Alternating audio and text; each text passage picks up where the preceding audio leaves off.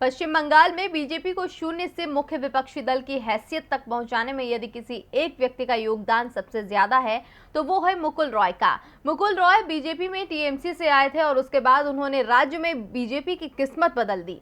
लोकसभा में पार्टी 2 सीटों से 18 सीटों पर पहुंच गई और विधानसभा में 3 से 77 पर। लेकिन मुकुल रॉय इस समय बीजेपी से नाराज हैं। उनकी नाराजगी का कारण है कि न तो उन्हें संगठन की कमान सौंपी जा रही है और न ही विधानसभा में विपक्ष का नेता बनाया गया और अब मुकुल रॉय के टीएमसी में वापस जाने के कयास लगाए जा रहे हैं। मुकुल रॉय क्या टीएमसी में वापस जा रहे हैं या फिर उन्हें मोदी सरकार में मंत्री बनाया जा रहा है?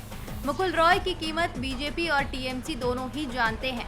विधानसभा चुनावों में ममता बनर्जी ने बीजेपी के यदि किन्हीं 2 नेताओं के खिलाफ सबसे ज्यादा प्रचार किया तो उनमें एक नाम शुभेंदु अधिकारी का था, जो ममता को नंदीग्राम में चुनौती दे रहे थे, और दूसरा नाम था मुकुल रॉय का। लेकिन ममता मुकुल रॉय की तारीफ भी कभी कभी कर देती थी। मुकुल रॉय को उन्होंने गलत पार्टी में अच्छा आदमी बताया था। विधानसभा चुनावों के बाद से ही मुकुल रॉय टीएमसी में वापसी की कोशिशों में जुट गए थे और उनके बेटे शुभ्रांशु रॉय लगातार ममता के समर्थन में बयान दे रहे थे। शुभ्रांशु ने तो बीजेपी नेताओं को अपनी हार स्वीकार करने की नसीहत तक दे डाली थी। वैसे मुकुल रॉय के टीएमसी में शामिल होने की सुगबुगाहट कोलकाता में बीजेपी की हुई बैठक के बाद से ही शुरू हो गई थी। इस बैठक में मुकुल रॉय नहीं पहुंचे थे। मुकुल रॉय को लेकर बीजेपी और टीएमसी कुछ भी कहने से बच रहे हैं, यानी सस्पेंस बना हुआ है कि मुकुल रॉय आज किसके साथ हैं। वो टीएमसी नेताओं से भी बात कर रहे हैं और बीजेपी नेताओं से भी, लेकिन अब टीएमसी सांसद सौगत रॉय ने इसे लेकर बड़ा बयान दिया है।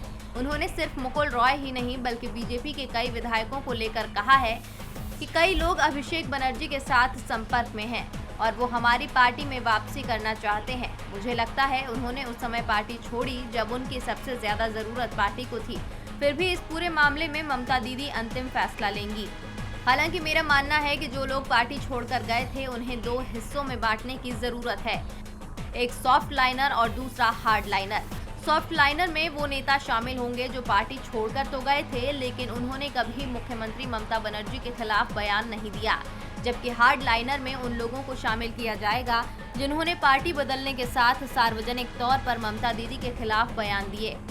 शुभेंदु अधिकारी पार्टी बदलकर भाजपा में शामिल हुए, उसके बाद उन्होंने ममता बनर्जी के खिलाफ बहुत कुछ बोला, लेकिन मुकुल रॉय ने कभी भी उनके लिए गलत भाषा का इस्तेमाल नहीं किया।